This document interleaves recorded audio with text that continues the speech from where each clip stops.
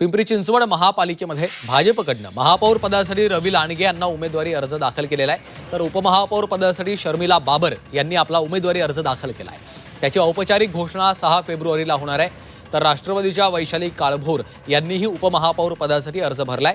मात्र संख्याबळ पाहता भाजपचाच उपमहापौर विजयी होणार हे निश्चित आहे। दरम्यान पिंपरी चिंचवड महापौरपद निवडणुकीत भाजपमध्ये नाराजी नाट्य पाहायला मिळालं। उपमहापौरपदी निवड झालेल्या विजय उर्फ शीतल शिंदे यांनी पद स्वीकारण्यास नकार दिल्याची चर्चा आहे। विजय शिंदे महापौर पदासाठी इच्छुक होते।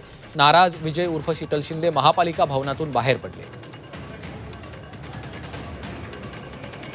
कैलास पुरी आमचे प्रतिनिधी सध्या आपल्यासोबत फोन लाईनवरनं जोडले गेलेले आहेत। कैलास, महापौरपदी भाजपनं आता रवी लांडगे यांना संधी दिल्याचं समजतंय आणि उपमहापौर पदावर विजय उर्फ शीतल शिंदे हे नाराज आहेत, नेमकं काय घडलंय?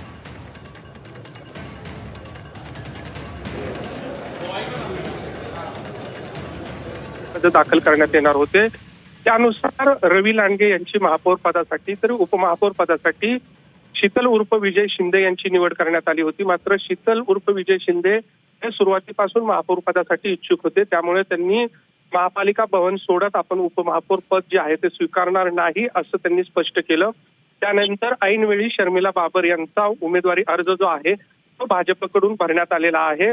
त्याचबरोबर राष्ट्रवादी काँग्रेसकडून उपमहापौर पदासाठी वैशाली काळभोर यांचा उमेदवारी अर्ज जो आहे तो दाखल करण्यात आलेला आहे। मात्र एकूण महापालिकेतील संख्याबळ पाहता भाजपचे महापौर आणि उपमहापौर हे होणार हे जवळपास निश्चित आहे। काही वेळापर्यंत राष्ट्रवादीकडून उपमहापौर पद राष्ट्रवादीला मिळावे यासाठी प्रयत्न करण्यात आले होते, मात्र त्याचा संदेश चुकीचा जाईल राज्यभरात हा विचार करून भाजपकडून तो प्रस्ताव जो आहे तो फेटाळण्यात आल्याने भाजपने त्यांचा उमेदवार जो आहे तो शर्मिला बाबर यांच्या रूपाने उभा केलेला आहे। आता औपचारिकता शिल्लक आहे। 6 तारखेला भाजपकडून रवी लांडगे महापौरपदी तर उपमहापौरपदी शर्मिला बाबर यांची निवड होईल। निश्चितच धन्यवाद कैलास या माहितीसाठी। विजय शिंदे हे उपमहापौर पदावरनं नाराज आहेत, त्यामुळं आपण पाहतोय आता हे नाराजी नाट्य देखील रंगल्याचं दिसतंय। रवी लांडगे यांना महापौरपदी संधी देण्यात आलेली आहे।